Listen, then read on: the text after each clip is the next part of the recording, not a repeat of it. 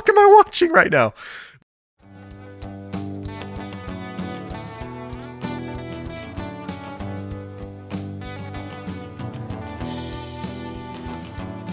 Hello and welcome back to the True Crime Guys podcast. I'm Lauren. And I'm Michael. Well, we got a huge two-parter for you. We're going back to the mob world and covering the guy, the name that comes to mind first when you think of the mob and you think of mobsters and organized crime, the big man, Al Capone. Man, the biggest guy of the big guys, bro. Yeah. Probably the most famous gangster of all time, maybe. The original Scarface. It sucks because it's like that name has been overtaken by the film Scarface. That's what I think of when I think of Scarface. I think of Al Pacino, Say Hello to My Little Friend. Right. I don't think of Al Capone. Ironically, both named Al, but I think of the other Al. And I think Al Capone would be glad about that. He wasn't a big fan of the nickname. He hated that nickname.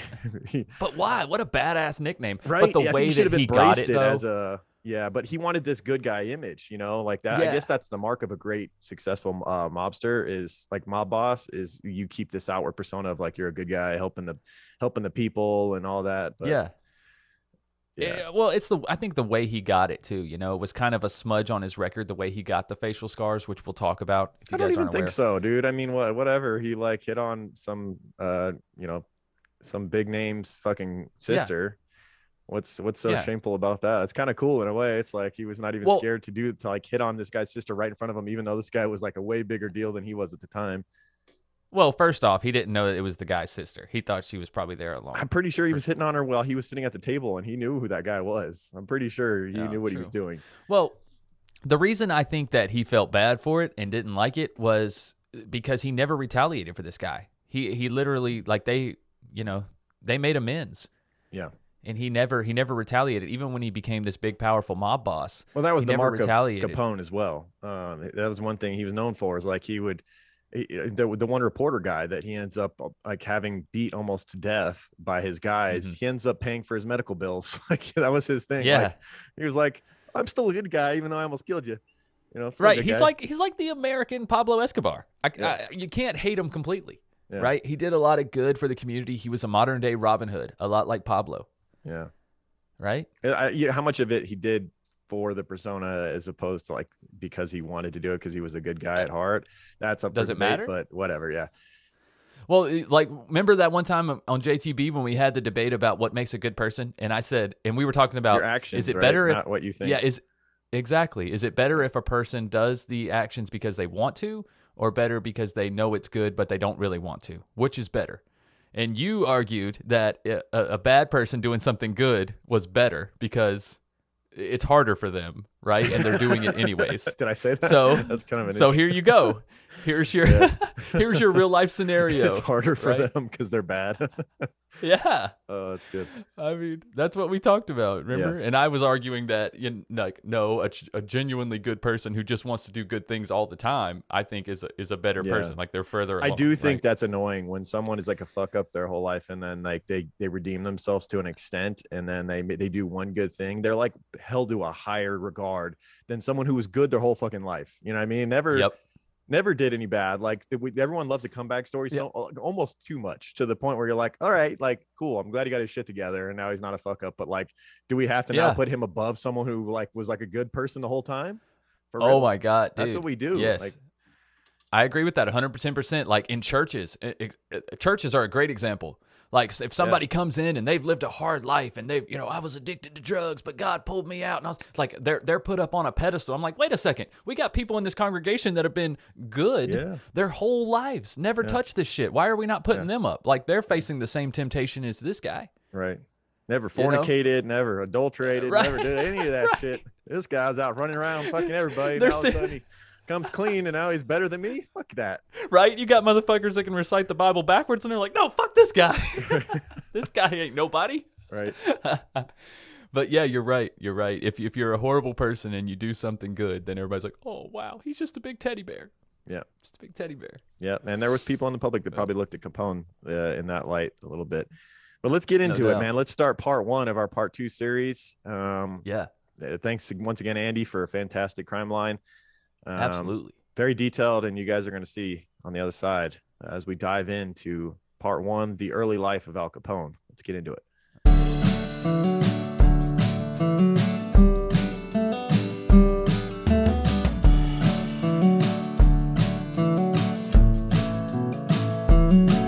You can call him Big Guy, Al Brown, or Capone. Call him Al Acosta, never macaroni. 'Cause I bet my cat that he wouldn't be cool with that.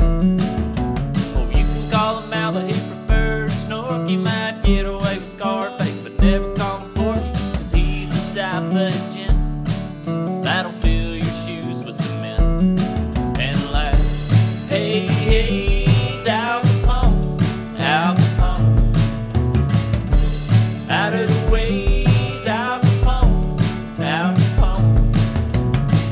Heed what I say, it's Al Capone, Al Capone, Al Capone.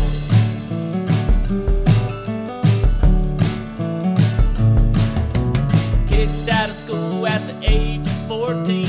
He slapped a teacher, they said he was born mean. He wasn't made for school or following all these rules. He joined the gang and he quickly moved up. A damn fine dresser, loved to suit up, and his caddy was bulletproof. Lifestyle was through the roof. Hey, hey, he's Al Capone, Al Capone. Out of the way, it's Al Capone, Al Capone. Heed what I say, it's Al Capone, Al Capone. Hey, hey, he's Al Capone, Al Capone.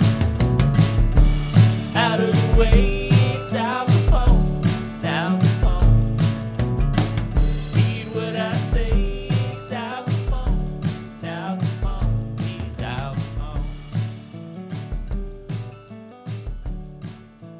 All right, let's get into it. Al Capone, aka Al, aka the big guy, aka Capone, aka Snorky, which was the name that he preferred, which I think is pretty crazy. Snorky. Snorky. Yeah.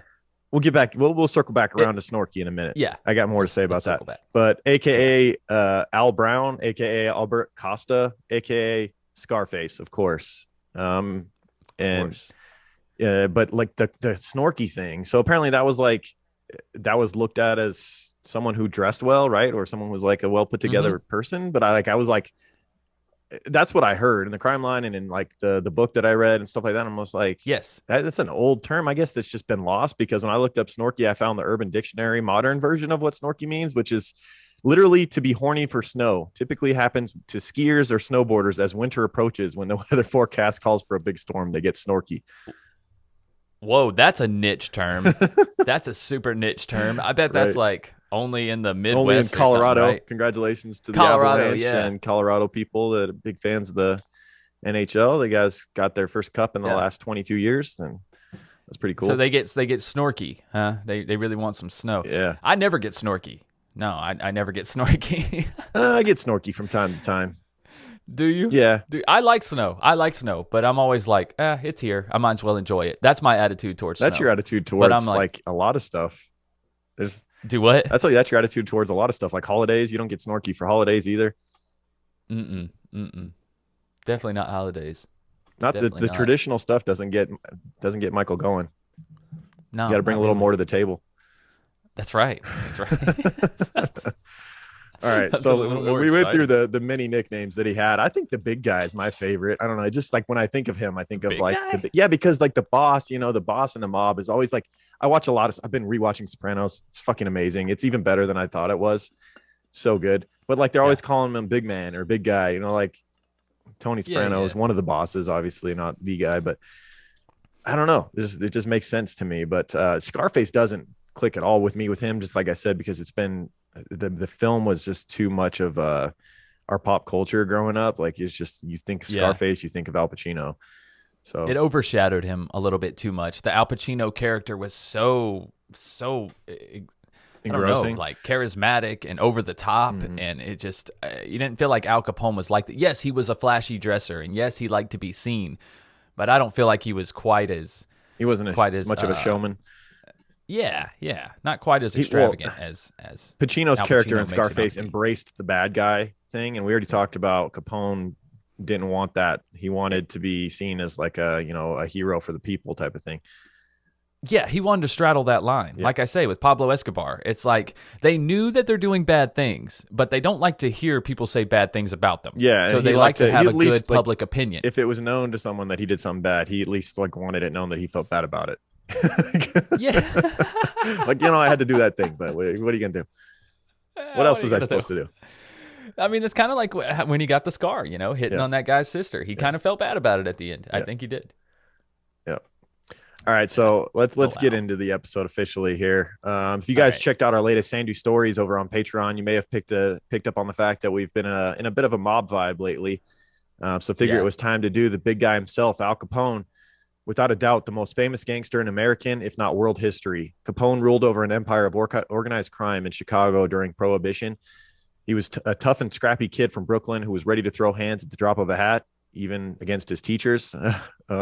He ended up reigning supreme over one of the most dangerous and bloodiest times in Chicago's history, climbing up through the ranks of organized crime in both New York and Chicago. Capone's rise to the top left more than just a legacy and spot in the Gangster Hall of Fame. It left a trail of blood and bodies through the streets that had police and federal agencies scrambling for a possible shred of evidence that could finally dethrone the untouchable king of Chicago. And if you know anything about Capone or the mob, it was ultimately the IRS that took him down because he was too good at, staying far away from the actual street crimes that got him to his power. Once you get to a certain level within the mob, then you have this gap and distance between yourself and the crimes that are going on that keep your power and bring you in that money.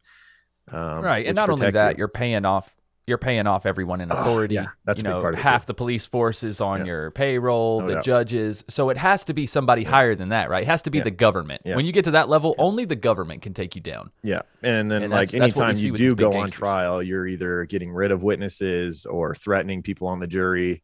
Right. And it's just really hard for them to actually convict you. Who wants to testify against? Go ahead. Yeah, who wants to testify against Scarface, bro? Exactly. Nobody. Yep. There's a reason there's been multiple films and TV shows about this larger than life character. He has the focus of countless books, documentaries, and news stories.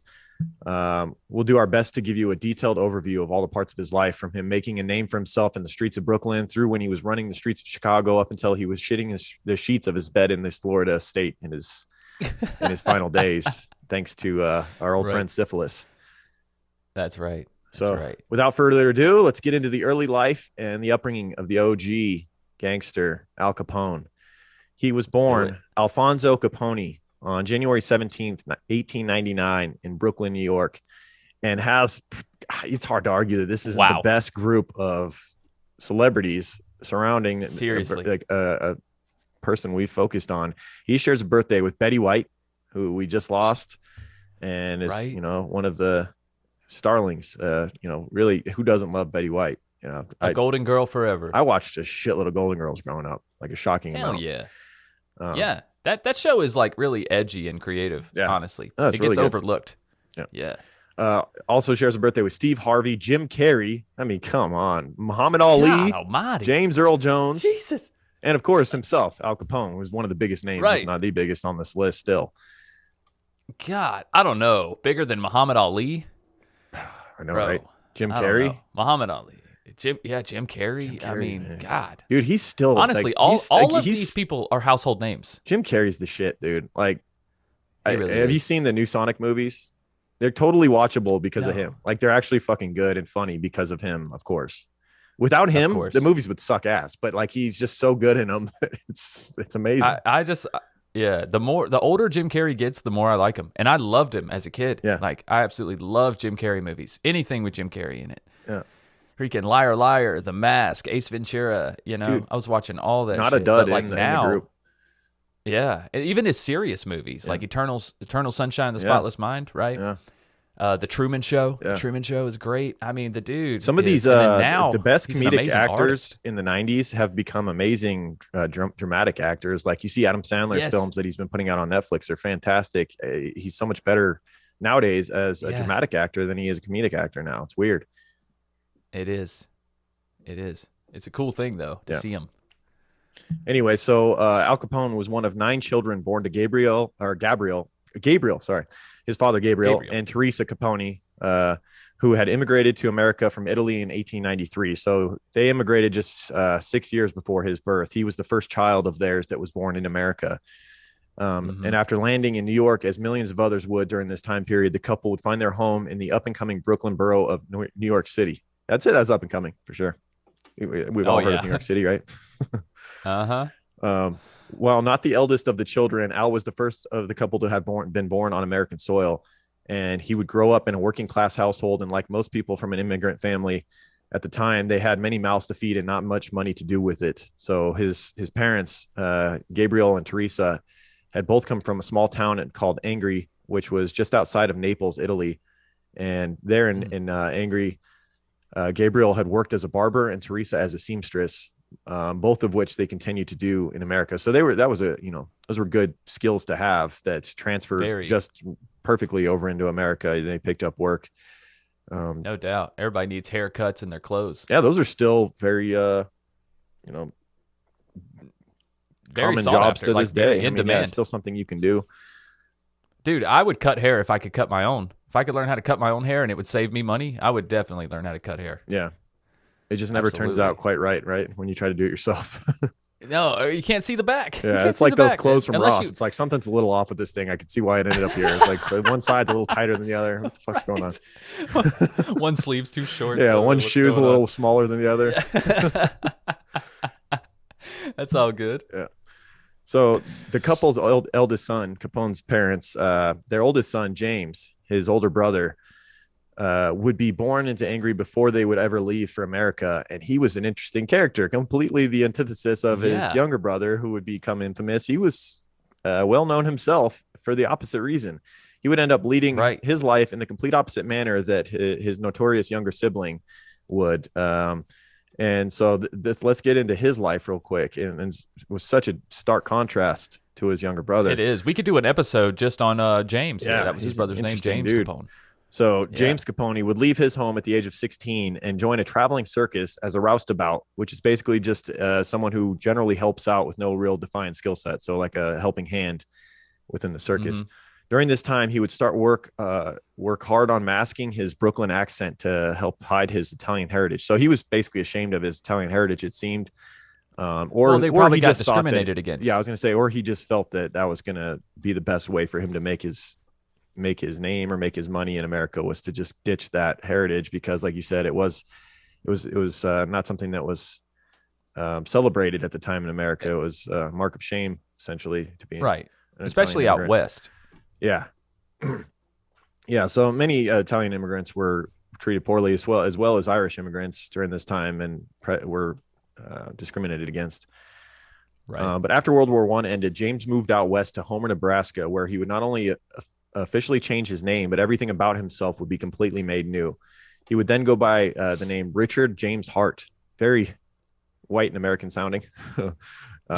He was going. It's very clean sounding. You know what I mean? Yeah. Richard Hart. Dick Hart. Like, he just sounds like somebody you can trust. Yeah. Yeah. So he was basically made himself into a cowboy from Oklahoma named Richard Hart, who had worked in the circus, breaking horses and cattle. He hid his New York accent with a thick Southwest draw, dressed in Western style clothing, including 10-gallon hats and a 6-shooter on each hip. So rocking 2 guns. Right. But he really did work for the circus, though. Some of his backstory seems to be made up, but he really did work in the circus. We don't know what he did, though, per se. Yeah, just like we mentioned, a helping hand. Maybe he did work with some of the livestock while he was in the circus a little bit. I'm sure he did. Yeah, probably shoveling shit and whatnot. Yeah, right. James, now going by Richard, would tell people that he had served in Europe during the war and would regale people with tales of his bravery and heroism. However, this is a disputed claim after further investigation later would find no record of him ever serving. But it's not clear whether the people that searched for his record in the war used his, changed name, Richard Hart, or his original name, James Capone. So it's possible that he did actually serve. Obviously, we're dealing with the early 20th century, late 19th century. So there's not as much records. And the World War I was messy. There's a lot of people that lost their lives, and a lot of people that just a lot of documentation could get squirrely in a war like that. So who knows? This persona and his stories, whether true or not, nonetheless carried him to the position of town marshal or homer rather quickly. So the old fake it till you make it routine. You know, You could do that back then, dude. Yeah, you could roll into know? a town and just completely lie about where you were from, who you were, what your name was, and make your way to marshal real quick if you made made the right friends told the right lies. You know, look what Frank Abagnale was able to do in the 70s. Yeah, Imagine exactly. what this guy could do in the 20s. Yeah, Like, it's just not fair, man. Too bad we didn't live in that time. We could be excellent con men. right. We could go around saying we're the #1 podcast in the world. No one could fucking say otherwise. They'd be like, what? What the fuck is that? People still do that shit to me here now. Right. So shortly after swearing in as marshal, Hart would soon become a federal prohibition agent in 1920 and began a somewhat glamorous career in law enforcement. Ironically, because you consider his younger brother would make his bones on the opposite end of prohibition, selling alcohol under the authorities' nose. Allegedly, they didn't know about each other. I just can't believe that. Right. Did they not communicate with their parents at all? Did they not like write back and, you know, right? I don't know. There was no Thanksgiving dinners. Capone walks in with his gangster dress, and then this dude's coming in with his cowboy hat and his fucking sheriff's. He's like complaining about the prohibition shit. Yeah. It's fucking lawmen making everything illegal. Right. He's like, oh, wait a minute now. Pulls out some homemade fucking whiskey or whatever. Yeah. So, shit. So Hart would bust up still operations and bootleggers with a shoot first, ask questions later attitude while continuing to carry his dual 6-shooters on his hips, earning him the nickname of Two Gun Hart. Oh, wow. Double guns, baby. Right. I mean, who didn't carry 2 guns? If you only carried 1 gun back then, you're an idiot. Right. Do you think I get the feeling Capone didn't even, like, when he got to his height of power, I don't think he carried one at all. Like, I think he was surrounded by security. I'm saying when he got to the point, like in Chicago, where he was the guy, I don't think there was a need for him to even carry one. Probably not. But I still would, though. I mean, you got to go to the bathroom by yourself, right? And somebody of that caliber, I'd at least carry like a little snub nose or something in my coat pocket. Yeah. So back to his brother for a second. After earning some notoriety as a prohibition cowboy, Hart would transfer to the Federal Bureau of Indian Affairs, where he would travel from reservation to reservation, immersing himself in the cultures by learning the languages and customs, all while focusing his efforts on the illegal production of alcohol that had started occurring on native lands. Richard and Al would stay out of each other's lives, as you mentioned, until 1939, after Al had served his prison sentence and Richard had fallen on some hard times. So until their later years, apparently they were kind of oblivious to each other. And Richard later said that he only learned of his brother's criminal activities once he read about it in the newspapers. So was oblivious to the fact that, you know, the type of guys he was after was the type of guy his brother was. I mean, it's possible. They were across the country from each other. You know, Al's in Chicago, he's in Nebraska or Oklahoma or wherever the hell. So it is possible. It ain't like they were keeping up with each other on Facebook. Right. So I mean, it is possible that they had no idea about each other. So let's get back to Al. Like we mentioned before, Al was the first child of Gabriel and Teresa to have been born in America, but he was the 4th of the litter. One of the children of the bunch was a daughter named Ermina, who would pass away at about a year old. I mean, that's not that shocking for the time. If you had 7 kids and all of them made it to adulthood during that time, that's pretty incredible, really. Absolutely. With all the disease and astounding. Lack of modern medicine and everything. So shortly after Al's birth, the family would move into 38 Garfield Place in Park Slope, which Al would consider to be his childhood home and one that would remain tied to the Capone family for years to come. And there was later rumors that Al had hid money inside the walls of the home and around the other properties he owned, but none of it was ever found. No, because his family knew about it too. Right. Yeah, they probably emptied the walls and whatnot prior. If he wanted to take care of his community, he definitely took care of his family. You got to know that. Yeah. So Al would live a somewhat average life in the early years of his childhood. He was a good student in his early years. He attended the local primary school 7 and then primary school 133 in Brooklyn up until the 6th grade. And it was at this time, at the age of 14, that the world would get its first taste of the type of man that young Al would grow into. As when he was being reprimanded by a teacher one day, the teacher struck Al, very commonplace for this time period. You know, teachers were constantly hitting kids. Yeah. Hitting them with rulers and shit. They weren't used to getting hit back though, and this teacher would get a taste of that. Some teachers often hit their students, as we know, but Al, being Al, wasn't going to let that shit stand, and the younger teenager reached up and slapped the teacher right back when she struck him. Dude, that's crazy. A kid would go to prison for that now. Go to juvie, like straight to juvie. Wouldn't even be. Not like, if the teacher hit them first. Everybody would celebrate the kid in this culture now. Oh, that's true. Yeah, now teachers. Yeah, that's true. I forgot teachers can't even hit now. Right. Yeah, true. Ironically, this only got Al sent to the principal's office, where he was once again struck by his headmaster, possibly with a paddle. So, and he beat his ass too. No, I'm just kidding. Right. Yeah. Right. He then took the paddle and beat the headmaster to death. Right. No. So after this incident, young Al would never return to school and would seek the rest of his education on the mean streets of Brooklyn. This is just a dude that, just didn't like listening to people. And I could see how school would rub him the wrong way. Yeah. Like, an incident like this, I'm not taking this shit. I'm just going to find my own way. Yeah. A lot of people like that feel like they're held back by school, and they might be right. He would never be who he is today. Hard to argue when you see where he ended up. I mean, we wouldn't even be talking about him if he didn't leave school at 14. Exactly. Let's be real. Yeah. We're not saying, if there's any kids listening, that you should drop out of school and go into a life of crime. That's not what we're saying. It was a different age. It was a different age at the time, right? We're talking about the 20s. That's right. Or even earlier at this point. So Al would begin to work odd jobs around town just to try and make ends meet. A 14-year-old at the beginning of the 20th century, as we know, it was not like a 14-year-old in today's age. You were basically a grown-ass man by the time you were 14. Yes. In the early 1900s. And they were going off to war, smoking cigarettes. It was, like we said, different eras. So he worked a bunch of odd jobs around town. He worked in a candy store, a munitions factory, a bowling alley, and even a bookmaking shop. All of this time, however, once Al was out of school, he began making his real money on the side while being a member of a local kid gang, which were pretty popular at the time. These gangs of misfit youths just running around creating havoc. They had nothing to do, man. Yeah, dude. Right now, there's no TikTok, no TikTok, no video games screens. at home, man. You're just out there. Your parents, I'm sure. No Grand Theft Auto. Yeah. You just go do it in real life. Right. These delinquent gangs of children roamed the streets of New York in the early 1900s, committing petty crimes like theft and vandalism, and of course, occasional mugging. Can you imagine, dude? You're just walking down the street, and this fucking gang of 12-year-olds just come up and assault you and take your shit. Right. I'd just like to think I'd just start dropping them, man. Just one after another. Guess, yeah. Yeah, you'd have to, right? They may get me if there's enough of them, but a few of them are getting fucked up. That's going to happen. That's right. They're 12, bro. I'm throwing a couple of them. Dude, yeah, you're going to get messed up. So two gangs that Al was a member of during this time were the South Brooklyn Rippers and the 40 Thieves Juniors. We need to make that would be a cool t-shirt. The 40 Thieves Juniors. I don't know if there's the South Brooklyn Rippers sounds like a badass name too, though. Right? That's, dude. If you're gonna start a softball team, adult softball team, consider this shit, right? Dude, maybe my fantasy football team. One of the fantasy football teams I have this season is gonna be one of these South Brooklyn Rippers. There you go, something like that. That's dope. Yeah.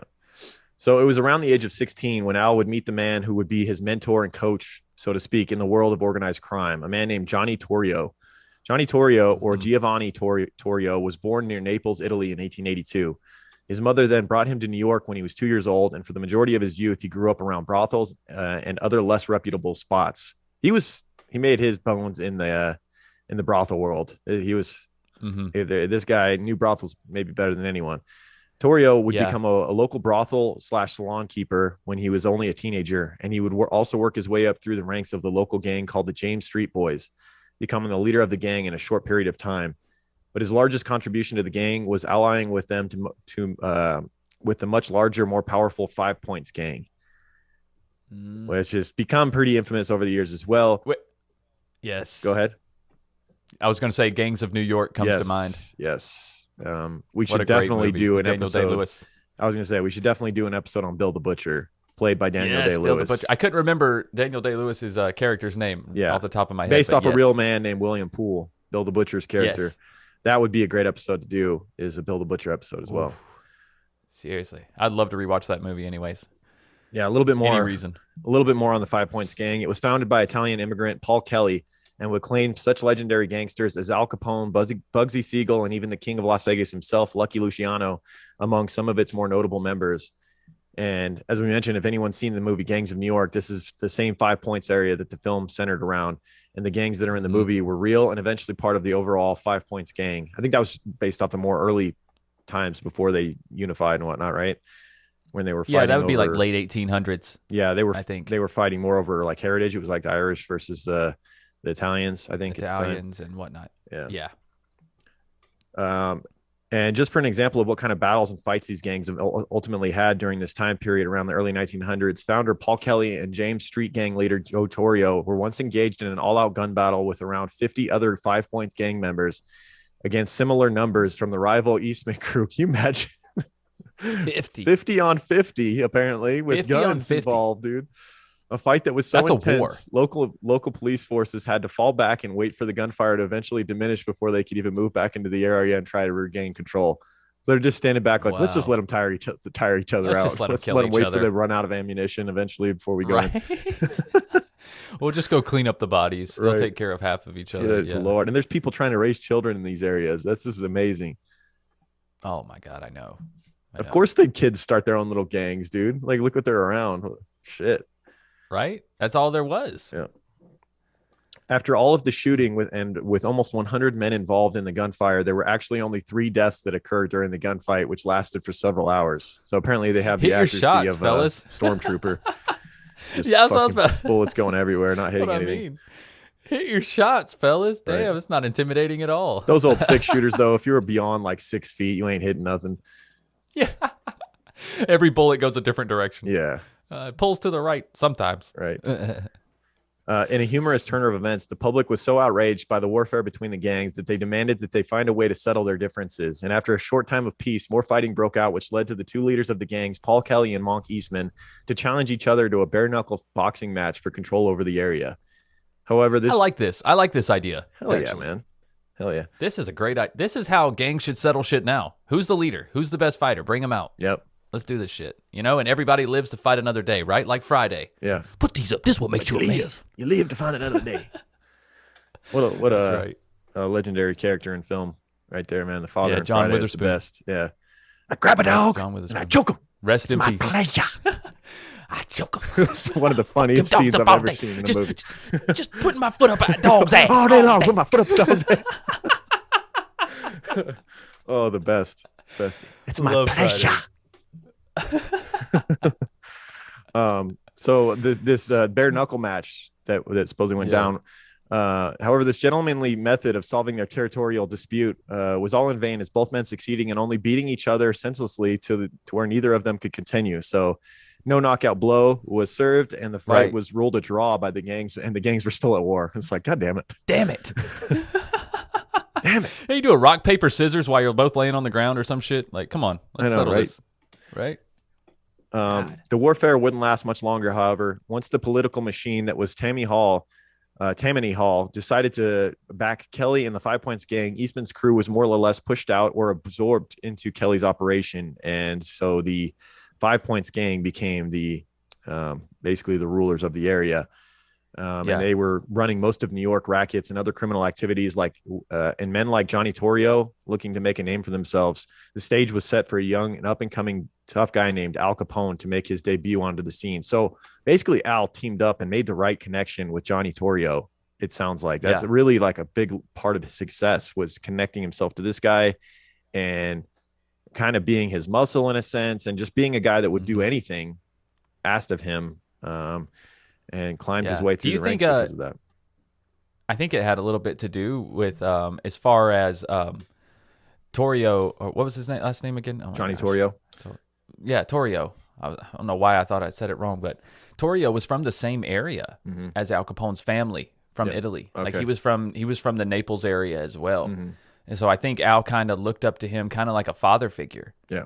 Maybe somebody who agreed with the way that he wanted to live life, but yet still had a lot of the same Italian customs. So I think it was probably a pretty quick relationship right there. Yeah. Whereas Capone's dad was a barber and, more of a straight-laced type figure. Yeah. But maybe this guy kind of reminded him of his father. So let's get into Capone's kind of the beginning of his rise and cutting his teeth in the crime world. He'd become a member of the Five Points gang by the age of 16 years old, and the first started working under them, under the young mobster named Francesco Ioli, or more commonly known as Frankie Yale. Capone was working for Yale as a bouncer slash bartender at a saloon called the Harvard Inn while he was first trying to get his foot in the door with the Five Points gang. And it was then in 1917 that Capone would have a run-in with a local street goon named Frank Galluccio. And Capone was never really known to be a cautious person around, the way he said things. He was very brash, a no filter type of guy. And he was working at the bar that night and started making eyes with Galluccio's sister from across the room.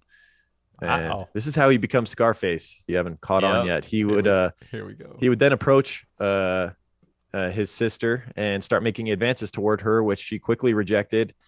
And as again, he's just a 17-year-old kid who thinks he's funny.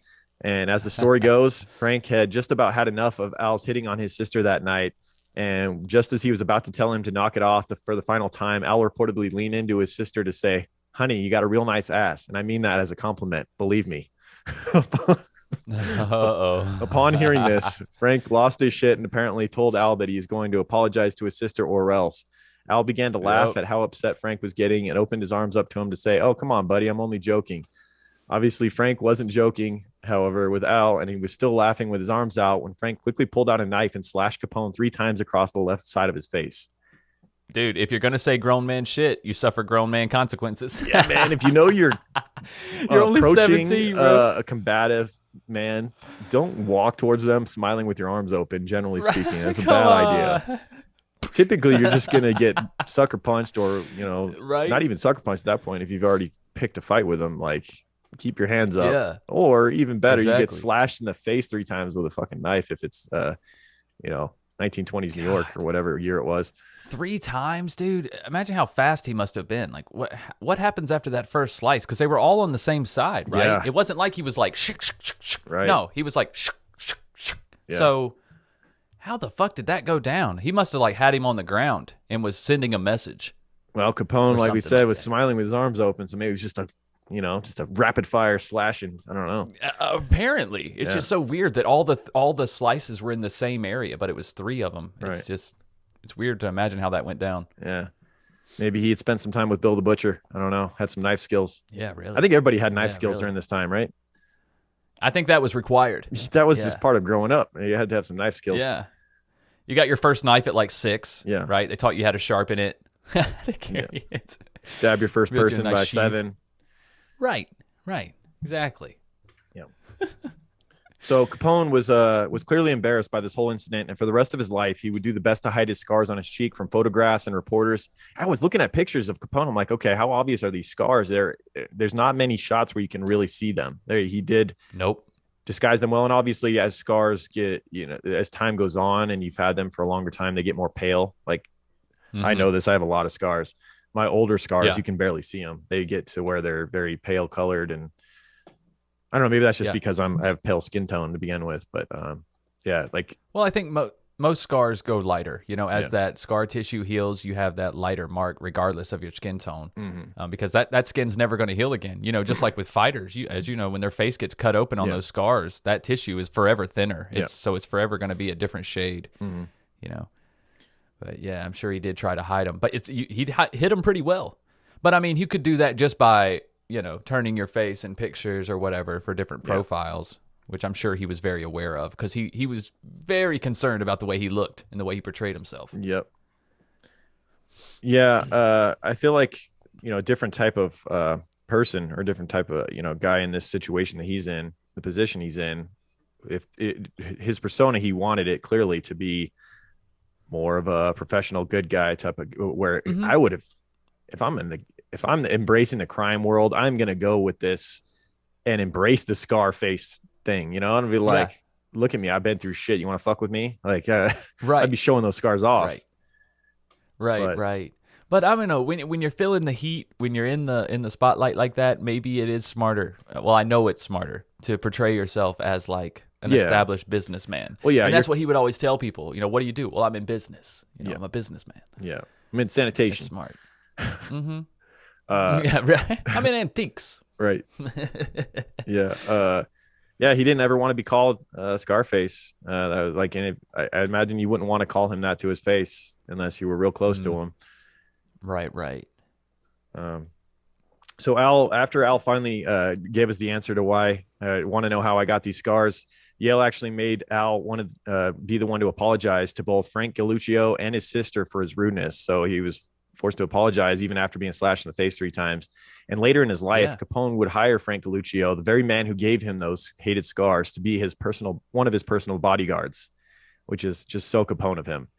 You know, like, I know. We'll talk later about this reporter that exposed one of his racketeering enterprises and would not get paid off by Capone, would not play ball, and Capone almost had him beat to death and then paid for his medical bills. Like, it was just it's like you have to wonder, does he have that type of personality where he just didn't like to be not liked, you know? Yeah. It's like even somebody that he despised, like he wanted them to like him still at least a little bit, or at least think he was like a decent person. Well, everybody has a yin and a yang, right? Yeah. So the more extreme your yin, the more extreme your yang must be. So like the average good person walking around is not paying for other people's medical bills, but they're also not putting people in the hospital. So, you know, it's yin and yang. You know, right. He's got sweet and sour, like that commercial, you know, with the candies where they like slap you and then give you a kiss or whatever. Yeah, that's Al Capone. He's a Sour Patch Kid. Yeah. So it was the following year, in December of 1918, that Capone would finally would marry the woman who would remain his wife for the rest of his life and through his rise and fall, May Josephine Coughlin. May was an Irish Catholic woman who just a month earlier would give birth to their son, Albert Francis Capone, or Sonny. Makes you wonder if there's little Easter eggs you notice throughout different mob films and things like that. And Sonny, I believe, was the oldest son of Don Corleone in The Godfather. His oldest son was named Sonny. And you have to wonder if that as a little coup de grace to old Capone there. It definitely is. And Sonny would be Al's first and only child, and he would lose most of his hearing in his left ear early in his youth. And not much is known about the marriage of Al and May Capone, other than they both seemed happy together despite Al's criminal endeavors and future kingpinning. So, you know, he had his home life and his work life, very common in the mobster world. A lot of them have long lasting marriages that just work, and there's an understanding that they're going to be out doing their thing. Yeah.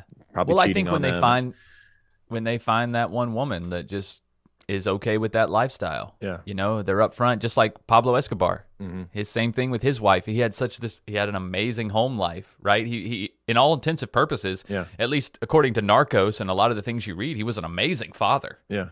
And husband. I mean, other than, you know, probably a little bit of infidelity here and there, but that came with the lifestyle, I think, of them people. But overall, they made those dedications to those women too, and they took care of them forever. Yeah. Yeah, it was a partnership. Yeah. And when Al got married to May, they were still so young that he actually had to get permission from his parents to get married, because at the time he was still considered underage and needed written consent to get married. But yeah. So he now had this family that he had to start earning a living for and providing for. Mm-hmm. And he was already starting to rack up an impressive resume of both shady and violent crimes. And by the age of 21, he had already had several violent encounters under his belt. Most notably, a night when he shot and killed a man over a craps game and stole all the winnings. This would never be prosecuted, as Capone was questioned for the crime, but as there was conveniently no witnesses, he was let go. So we mentioned that earlier. You know, the people aren't willing to play ball with law enforcement, and it's just basically, you know, your word versus theirs or whatever, and the other guy's dead, and their witnesses aren't willing to talk. What are you supposed to do? Right. So what was this, a one-on-one craps game? There was nobody else there? Come on. Exactly right. That's how terrified everybody was of him, man. Yeah. Nobody was going to turn his ass in. Yeah. Come on. Yeah. And it can be stated that Al did one time try to go on the straight and narrow for his new family. He took a job in Baltimore as a bookkeeper for a small construction company where he would gain his first bit of experience with finances and knowledge on how to manage them, which would later help him with his enterprise. But after Capone's father, Gabriel, passed away from a heart attack in 1920, the young and hungry Al decided that he needed to do something more substantial with his life, so he would have something more lasting to leave behind. And you just can't imagine him working a real 9-to-5 with his personality for very long, especially already having had a taste of the crime Yeah. life and what it can offer for you. Like I know, sitting right? around in a 9 to 5, it was never going to work for him. You have to wonder if this this sudden urge to go straight came from his father, and then it's no coincidence that his father would die, and then he would go back to crime. You know, it's like Yeah. because I feel like every son who has a decent father growing up, even just a decent father that was there for you, you want to make them proud. There is and daughters too. You know, kids, you want to make your parents proud. If It's your one of the parents reasons weren't I assholes. love The Bronx Tale, man. That movie. Have you ever seen that movie? I haven't. No. It's such a good film, some of the stuff we're talking about. So in that film, Robert De Niro is this young man's father, and he's just a straight, narrow guy. He drives a bus for a living, just a blue collar, family man. And his son gets, because of the neighborhood he's in, he gets connected to a mobster guy who also has this good guy persona in the streets, but also is like a monster at times. Has people killed and all that stuff. And he's drawn into that lifestyle while De Niro, his father's trying to keep him reined in, knowing what he's out there doing. It's very interesting. It's a great movie. I feel like that's a very common story for Yeah. this period in Yeah. American history. Yeah. That's a very common story. You see it in the beginning of Goodfellas too, right? You see Ray Liotta's father is like trying to keep him going to school. Meanwhile, all the mobsters in the neighborhood are having him run shit for him. And his father finds out he hasn't been going to school and beats the shit out of him. Yep. And that same shit is happening in the ghettos right now and all types of people. Oh, yeah. In organized crime now. It's happening all over. Yeah. All over areas of high crime. Kids are sucked into it. How could you not be? And then the parents are trying to, those of them that have good parents are trying to keep them reined in and away from the bad influences, but it's got to be nearly impossible. Absolutely. Especially when you got to go to work, 40 hours a week minimum to put food on the table. You can only be around them so much.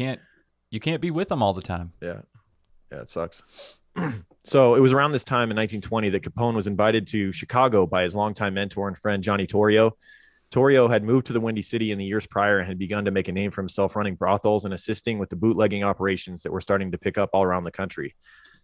Capone, who was already under suspicion for at least one murder after his craps game debacle, was sent to Chicago by Frankie Yale, not only to help out Johnny Torrio, but to basically fly under the radar for a bit. As we mentioned, he was under suspicion for that murder at the craps game, among other things. And so that was part of him being sent to Chicago also, was to get the heat off of him from back in New York. Now with Al chomping at the bit for more action and responsibility within the gang, he jumps into the opportunity to head out to Chicago to work under his mentor and hopefully begin making a name for himself as well. And it was 1909 when Johnny Torrio had moved to Chicago and started working in the incredibly large brothel scene that had spanned the streets of Chicago. And Chicago at this time was mostly run by crime boss Big Jim Colosimo, who was an Italian immigrant who had moved his way up through the underbelly of Chicago through petty crime and pimping, until finally he owned and operated multiple brothels, saloons, and even a nightclub. But he had been the one who had recruited Johnny Torrio to come to work in Chicago with him and oversee the hundreds of brothels and gambling rackets as well. A ton of money to be made in the seedy underbelly of Chicago at the time. The only problem with Big Jim, though, was that for some reason he refused to get involved in bootlegging after the onset of prohibition. And to guys like Torrio and Capone, bootlegging was where the fortunes were to be made, which very much reminds me of The Godfather, which I was watching the other day, when Don Corleone was reluctant in the beginning of the movie to get into the narcotics game. He thought that they were above that was, drugs were not something he wanted to be involved with, and ultimately kicked off a war between the different families and kind of what the whole film's about. But he was in the old school way of thinking, but then the younger school people were like, this is where all the money's going. This is where the future is. We need to get into it. Even his confidant and his, kind of his right-hand man was telling him, we need to get into it before the others do, or else they're going to overtake us. They're going to get more influence and all of that. Yep. So that same year, more power. Yeah. So that same year that Capone moved down to Chicago, he immediately started to make himself known to the area. Never one to have his mouth shut. As we mentioned, Al quickly began gaining attention as a rebel, rouser, and heavy drinker. His first actual arrest was in 1920 for hitting a parked taxi while drunk driving. Luckily for him, however, Torrio's political connections were able to get him off, not only for the DUI, but for the alcohol, which was illegal itself as well. So it wasn't your typical DUI. It was like, he's also was clearly under the influence of something that was completely illegal to have at all. So yeah. Yep. So they threw the book at him? Yeah, not. he had too much connections. He got off on that one. Yeah. They So tried to. yeah. So when Al first arrived in Chicago, he started working as a bouncer and bookkeeper for Torrio at one of his many brothels, one called the Four Deuces. And it's believed that it was during this time that Capone actually met his eventual killer, your friend and mine, good old Syphilis. So maybe using the services that he was overseeing these brothels, also partaking. You're not supposed to get high on your own supply, right? And he was metaphorically doing such dabbling with the sex workers and getting himself a nice lifelong disease there. Yep. Conflict of interest there too. Yeah. So Al's family had not yet made the journey down to Chicago. So as a man in his very early 20s working in a brothel surrounded by sex workers, you can imagine how he obtained syphilis, you know. Right. I can gather a few ideas. We don't need to go into extreme detail like the yeah, I think we get it. Yeah, Patreon episode with the semen-soaked finger blasting. Right. I think we had enough of that. Yeah.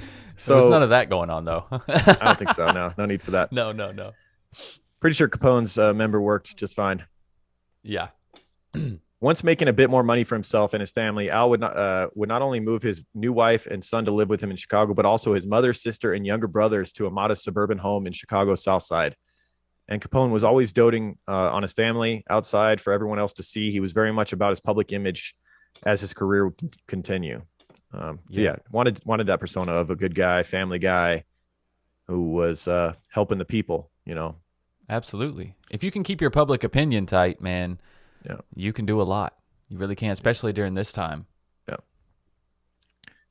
It was also in 1920, the same year that Capone had arrived in Chicago, that the crime boss Big Jim Colosimo would be assassinated by an unknown assailant, and you know, quote unquote unknown. But we get more detail and more speculation as to who this could have been. It can't be proven, but it's highly speculated that with the onset of prohibition hitting the streets in America, the criminal organizations began to see massive profits in the production and distribution of alcohol. And with the crime boss like Jim Colosimo refusing to get involved in this untouched well of money, underbosses like Joe Torrio would have had their eyes on the real prize and will always find a way to make the old guard disappear. And again, this is unable to be proven, but most researchers and people close to, you know, studying this actually believe that Joe Torrio ordered the hit on Big Jim so that he could take over as boss of the Chicago territory. And it's speculated that the man that he got to carry out the hit was none other than his young protege, Al Capone. So Al Capone may have been the man to take out Big Jim, which would ultimately benefit him greatly, and leading ultimately to him becoming the boss at some point. Right. That's what I was about to say. He had motivation because he had his eyes on that spot. Yeah, he goes to number 2, right? If this guy's taken out, and his guy above him, Torrio, goes to number 1, then he's right there, one step away. And Torrio owes him big time because he wouldn't be number 1 without Al Capone. Right. So Capone has already been suspected of at least one killing by this point in his life, and it is nowhere out of the realm of possibility that he was also the man to pull the trigger on Big Jim Colosimo. And if he was not the exact one to kill Big Jim, it's also even safer bet to say that he was probably involved. But now with Big Jim out of the way, the path was cleared for Joe Torrio and his young apprentice to take the city by storm. And with the onset of prohibition, there was untold amounts of money to be made in the booze business. And it didn't take long after the death of Big Jim for them to get into that business and fully take control as the main head of Chicago crime world. And as his right man during all of this, it would be Scarface himself. So by 1922, Capone would basically call himself the underboss to Joe Torrio of Chicago, having worked his way up through the brothels and speakeasies and also helping his boss take out his opposition. Al was finally able to start making a name for himself like he'd always wanted. And with the further onset of prohibition and the expansion of their operation into bootlegging, there seemed to be no limits for what Capone and Torrio could do in the Windy City. However, it was in 1923 that the pair ran into their first obstacle during their long road to kingship, when an honest man took over as mayor of Chicago, which is a interesting thing, interesting collection of words, an honest mayor of Chicago. We haven't seen that in a while. Right. Yeah, really. So William, honest mayor. Honestly. Yeah, period. Right. In general. So William E. Denver began to crack down on the duo's criminal activities around the city. And in an attempt to avoid his scrutiny, Torrio decided it would be better for their growing organization if they relocated their base of operations to the nearby town of Cicero. And this was all put in place by Capone, and Al had already laid out all the groundwork for their initial transition by establishing multiple brothels, speakeasies, and gambling halls around the small city of Cicero. So they moved from Chicago to Cicero to avoid, this mayor who was cracking down on organized crime and thought they could just basically run amok in this city and take it over, which was nearby Chicago. And there was still plenty of money to be made out there.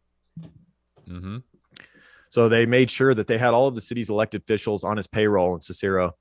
And with Cicero paling in size to the beast that was Chicago, it didn't take very long for Capone and Torrio to basically have run over the town. But sadly, their paradise was going to be short-lived when another mayoral election was in place. And this time, in their new home of Cicero, it began to threaten their operation once again. And they decided to take matters into their own hands this time with this election. For this election, Torrio and Capone were less afraid of the small town officials and decided that instead of leaving town again, they would organize an intimidation campaign on the day of the election to try and sway voters either over to their side or away from the ballot boxes altogether. They're pulling some like old 1800s shit. Like they're like strong arming people that come to vote. Yeah, like this reminds me. This reminds me of like the time of like when Edgar Allan Poe was alive. People say that this is how he died. Somebody, because like these mobsters and these gangs would recruit these people to vote how they wanted, right? But they would take them and get them like super drunk, and then they would throw them in the voting booth and say, "You're going to vote this or whatever," and then they would beat the shit out of them, leave them in the street if they didn't or whatever. And it's speculated that that's how Edgar Allan Poe died. He got picked up by one of these gangs, and he was incredibly like adverse to alcohol. Like he could not drink like one sip, and he's lightweight. Yes. So they got him incredibly drunk, and it's speculated he passed out in the damn street and died. Wow. Like it's pretty crazy. If you look into it. Yeah. We covered it on one of the Sandu stories. We covered an instance that was very close to that. We kind of speculated on what happened to him, but yeah, pretty crazy. Yeah. Yeah. So they're tampering now with this election, and the tactic proved deadly for the arrogant crime bosses. When police showed up to regain control of the voting areas and push back the gang's thugs, several people were shot and killed, including several innocent bystanders. And more importantly to Al, his younger brother Frank was gunned down in the chaos. So he loses his younger brother, who's clearly on his side as far as this whole, crime lifestyle. He has the older brother who's on the other side of the law, and then his younger brother who's following in his footsteps, it seems, and he's ended up gunned down as a street thug involved in this. You know what I was thinking? He had 7 siblings, right? Counting him. Yeah. I Lost know one at 1 year old. His one sister. of the daughters died. I know, but you still have 6. He's the 4th one born, and the do-gooder, Mr. Hart, Richard Hart, right, who changed his name to Richard Hart, he was the firstborn. Yeah. So, if you're the 4th born and firstborn, they probably weren't very close in the first place. Like the firstborn was probably already heading out of the house by the time Capone was born. By the time Al Capone was born, so like they probably weren't that close. But the younger brothers probably looked up to him a lot more and kind of wanted to follow in his footsteps. I just thought about that. Yeah. And then, like you said, the older brother, skipped town and went west. Yeah. So, I mean, his influence wasn't around to keep the other siblings straight, and they had Al to look up to. Exactly. So with the gang suffering a blow in the small town of Cicero, they would relocate back to Chicago in 1924. And it was during this transition period that Capone would take another life in an act of retaliation, murdering Joe Howard after Howard had allegedly assaulted one of Capone's good friends. And I got this breakdown of how this murder went down from a website called Chicagoology. And it says, quote, Joe Howard leaned back in his chair behind the cigar case in Heine Jacobs Saloon at 2300 South Wabash Avenue. The calendar on the wall behind the bar showed the date to be May 7th, 1923. The clock said 6. Only a spoonful of bourbon remained in old Joe's glass, and he sat down to tell the boys about his hijacking triumphs the night before last. Heine slouched across the wood. He, an aged carpenter named David Runzelbuck, and a mechanic named George Bilton seated nearby, having a drink and smoke before going home for supper, were Joe's audience. The second heisting job was even more of a cinch than the first, Joe was saying, his eyes glistening with pride at an alcoholic blear. We took the punks right in front of their yard and was off in less than 2 minutes. At that instant, the swinging doors swung inward from the street. Two men entered. One of them was familiar to Joe, and Joe stopped talking to greet him. Then things began to happen. As Runzelbuck remembered it, quote, "Hello, Al," cried Joe, putting out his hand. The man he spoke to stuck out his hand, but it held a revolver, and he fired 6 times. Joe killed over dead, still grinning. In a flash, the murderer and his partners disappeared out the door. Damn. Just like that. So Al just came in and shot him 6 times and walked out. Yeah. The man, of course, knowing how big of a deal Al Capone was, stood up to go greet him, and he was met with 6 shots without a word said. That was that. Just cold-blooded. Damn. Yeah. Savage.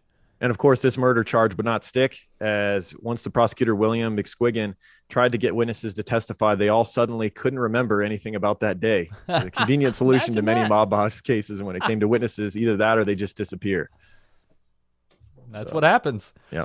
And you have to know that as you can't blame them, dude. It's life or death for it's them. Like the witnesses, like right. You see these things. It's like you or your family could be killed if you or come both. clean about what you saw. Yeah. It's like either I forget it or I get killed. Yeah. Yeah. I forgot. Yeah. And it's like, it's already done. The guy's dead. What are you going to do? A lot of times, yeah. I'm not going to say they deserved it, but they were involved in the same kind of world, the same understanding. A lot of times you could be killed if you fuck up. Yeah, they live by their own rules, man. They had their own morals and standards and code. Yeah.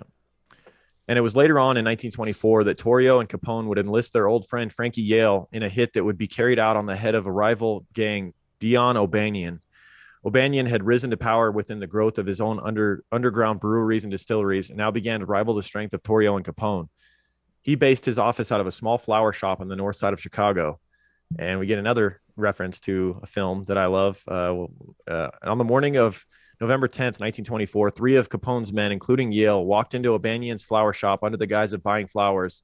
And one man reached out to shake Dion's hand, and grasping it to hold him in place, the 2 others drew their pistols and shot O'Banion dead in his own shop. He said he still had flowers in his hands when they shot him, which reminded me so much of the town. And I have to think that film got the idea for, a part of their movie from this scene where this character Fergus, who was over the main characters in this film, he was kind of the criminal enterprise leader. He had a flower shop, and they end up killing him, or at least what's his name? Ben. Can't think of the actor's name. Ends up killing him in his flower shop. Spoiler alert. Oh, okay. Yeah. Another little Easter egg for you. Yeah. So as mentioned, Dion O'Banion was now a pretty powerful and popular guy. And at his funeral service, it was attended by over 15,000 people. And of course, John Torrio and Al Capone would be 2 of the attendees, even having been the guys that killed him. And I'm sure the word had gotten out that they were involved. That they'd come to basically rub it in the faces of O'Banion's gang. This would ultimately not be the brightest move on the part of Torrio and Capone, and it would taunt the associates of O'Banion into trying to get retribution. It seemed as though Capone may have sensed this a little bit more than Torrio did, or maybe Torrio had gotten a little too relaxed as he had gotten older, but Capone began to beef up his security at all times, including more armed bodyguards and even buying a bulletproof Cadillac to ride around in. This Cadillac was badass. Fuck yeah, dude. I've seen some pictures of this thing, dude. The bulletproof Cadillac, not only was it bulletproof, he also had holes cut in random places where you could slide a Tommy gun barrel out of them and shoot back at people. Yes. This thing was like the original pimped ride, dude. Like this thing was badass. A picture of this thing. Just look up 1928? Yeah, of course. It's like billiards green too. Oh, dude, it's gorgeous car. Yeah, right. I didn't even know they had Cadillacs in the late 20s. When I looked this up, I was like, "Damn, he drove a Cadillac. It wasn't like a Ford." That thing had to have been so heavy. Yeah, it had to have been so heavy. That's a tank. You know dude. it. You know it. I mean, just to have a bulletproof car back then is impressive. Just in general. Yeah. So they kill this powerful guy. They go to his funeral and rub it in to his gang, and Capone being pretty savvy, he beefed up his security. Torrio, however, basically did nothing to change up his schedule or even add to his security. And it was because of this lack of defense or planning on the part of Torrio that on January 24th, 1925, he was attacked by 2 of O'Banion's former associates, Jaime Weiss and Bugs Moran, and shot 3 times. Torrio would survive the assassination attempt in the moment, but during his hospitalization afterwards, he would be convicted of bootlegging and spend 9 months in jail for the crime. And it would be during this short jail stint that Torrio would have to do that he would reconsider his lifestyle and make some changes, which would ultimately see Capone in the throne. Possibly seeing that there was no way out of this life other than violence, or maybe just being scared after his near-death experience, Torrio would call Capone to speak with him at the jail. Torrio had decided that he wanted out and that he wanted to retire peacefully. He would unceremoniously bequeath all of his territory and criminal operations from behind bars into the syphilis-ridden hands of the Scarface little protege. So Capone. Well put, Andy. Capone got the nod, man. He got the spot. That's right. Drippy dick and all, he got the spot. That's right. He got it. And so with O'Banion now dead and John Torrio riding off into the Italian sunset, Chicago was left under the rule of the newly appointed crime boss and future brain dead swimming pool fishing doughboy, Alphonse Capone. And that is that's where we will leave off part 1 of our Al Capone series. All of the competition has been taken out. The old boss was handed over the wheel. And next week we will continue with Capone's reign over Chicago, his unlikely demise at the hands of the Treasury Department, and his eventual slow and physical decay at the hands of syphilis. So come back next week when we finish out our series on the OG of OGs, Al Snorky Capone. Thank you guys for going on this ride with us in our Bulletproof Cadillac, which we will continue cruising in next week for part 2. And if you guys wanna be as snorky as possible, you got to smell good too, right? That's right. Don't you got to smell good? That should be a scent. Wendy, get on it. Snorky scent. We need a snorky scent. What, it smells like cigars and leather or some shit. I don't know. Yes. But if you guys don't know what we're talking about Oh My Gaia. Oh My Gaia is an innovative, all-natural deodorant, fragrance, and beard oil company specializing in paraben and aluminum-free products. Their innovative line of deodorants inhibit the growth of odor-causing bacteria while maintaining effectiveness. And at Oh My Gaia, they use only all-natural, paraben, and aluminum-free organic ingredients. And guys, like we alluded to, there's tons of scents to choose from vanilla to cherry almond, sandalwood, lavender, lemongrass, Egyptian musk. That's what I'm wearing today. Coconut, dreamsicle, leather, lumberjack, honeysuckle, fireside, bergamot, amber, pear, sweet pea, sailor, barbershop, another one of my favorites. And maybe, definitely top 3, you got True Crime Pine, right? The scent that was made just for true crime guys. That's right. If you guys don't know where to start, that's a great place. And because you're True Crime Guys listeners, you can use the word CREEPER for 15% off your order. CREEPER. That's CREEPER for 15% off your order. And that's at shop_ohmygaia on Instagram or ohmygaia.com. OHMYGAIA.com. Guys, you won't regret it. You'll be supporting a small business, and you'll be putting healthy, organic, all-natural deodorant in your armpits instead of aluminum. All right? That's right. And speaking of small businesses and healthy and organic, let's talk about Tonic Cbd. Tonic Craft cultivates their own hemp on their certified organic family farm in upstate New York. That hemp travels only 30 minutes to their state-of-the-art manufacturing and distribution facility, where it's turned into a finished product and sent to you, ensuring only the highest quality vibes at every stage of the process. Each and every high-quality ingredient is thoughtfully and selected for its ability to support and enhance the benefits of CBD, resulting in a more effective, well-rounded, and consistent wellness solution for your mind and body. They have different blends. They put things like black seed oil into their blends, which is an antioxidant powerhouse, great for your immune system. And it's easy to verify the quality of their products as well. You tap your phone on the top of the packaging, and it brings up third-party lab reports, product information, details about their farm, even helpful blog posts to help you educate yourself on CBD. So with values rooted in quality, integrity, and sustainability, Tonic is committed to create plant-based wellness products that are good for the people and good for the planet. Visit tonicvibes.com to get 20% off by using the code word CREEPER. That's tonicvibes.com. Use code word CREEPER for 20% off your order. Guys, I love this company. I love these products. We use them daily. They help us stay healthy and feel good, mind and body. It's really, if you haven't tried it, it's worth a shot. And we've mentioned in the past that it does not get you high if you're worried about that. There's no, psychoactive, there's no THC in it, so you're good. That's right. There's also a vape cartridge as well. Yes. If you guys do enjoy vape, or if you have a habit, you'd like to just smoke something, or you'd like to have something on the go. It's good for instant relief if you're just feeling anxious too. Yes, absolutely. And this is completely legal in all states in America or whatnot. It's just CBD. guys. Yeah. And, it's great. You can take that pen with you if you're feeling a little anxious, the grocery store or whatever. You could take a hit and walk in. Bada bing. It is great to have it on it. It's great to have it on you. It really is. All right. Want to talk about Patreon? Let's do it, man. Patreon.com/true crime guys. Guys, if you don't know by now, that is where you can get access to everything that we make here on True Crime Guys Network. And we release a show almost every single day of the week. You get access to strange shorts that me and Andy do. Andy, who wrote this timeline, has been writing some of our timelines here recently. He also writes for Sandu Stories. Me and him do a little fun, more current crimes and odd news and things like that show. It's called Strange Shorts, and we do that every single Monday on Patreon.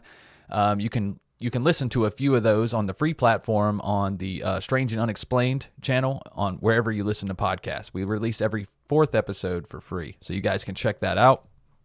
But you get Strange Shorts every Monday. Of course, you get Just the Banter with me and Lauren, which we're going to record right after this. We record now on Mondays, and those episodes come up on Fridays. You get Just the Banter to start your weekend. So on Sundays, you can look for a participation post. This week, it's going to be an open mic. So in 2 days, you guys will hear us answer questions from patrons and comments and all sorts of things like that. And then on Saturday, you get access to Lauren's 5-Minute Murder Show with video every single Saturday. You also got Higher Thoughts sprinkled in there, as well as Sandu Stories once a month and the TCG Patreon exclusive once a month, which will be coming up in, I think, about 2 weeks. I think we have another Patreon exclusive. So next week, we'll have part 2 of Al Capone, and then the next week will be only on Patreon here on TCG. Again, that's patreon.com/true crime guys. There's a link to everything. We have not changed our pricing, even with the rampant inflation that's going on. It's still, you still can't beat inflation. $2 a month to get the once a month Patreon exclusive episode, or $5 a month to get everything that we create. Everything. Yeah. So everything. Oh, one more thing. On the $2 tier, you will have access to old episodes of True Crime Guys once they will be taking off. Some of our oldest episodes, starting with episode 1. You get access to the vault, Yes, the vault. They will be start going into the vault on July 1st. 1 episode a day up until episode 50. So those first 50 episodes will be going into the vault over the course of July into August. Those episodes are hidden where Capone hid his money, and you can get the code to the safe, with your $5 a month pledge. Right. Exactly. All right. Let's get to some quick reviews. We got some really nice long reviews here, a few of them to go over. And I want to thank you guys for taking the time to go and write those. And even if you just go click 5 stars, it helps the show as well.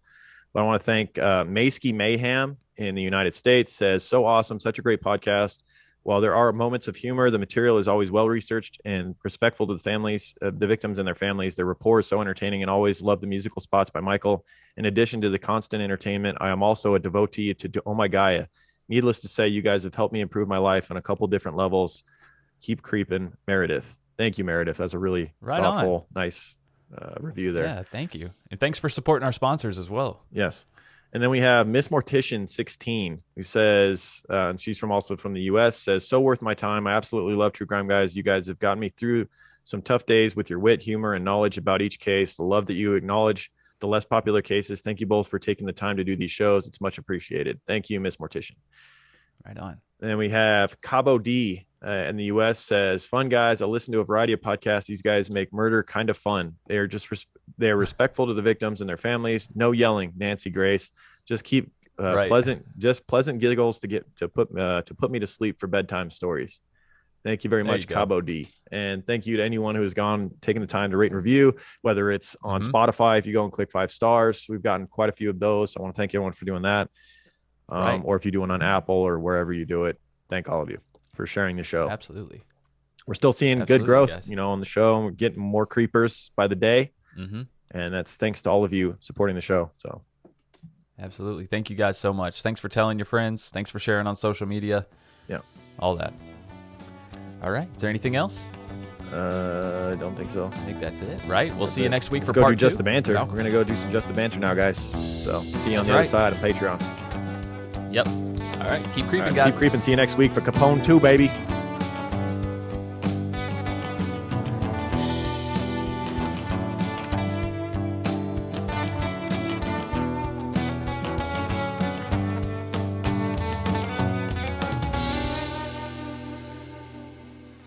You hush your mouth, boy.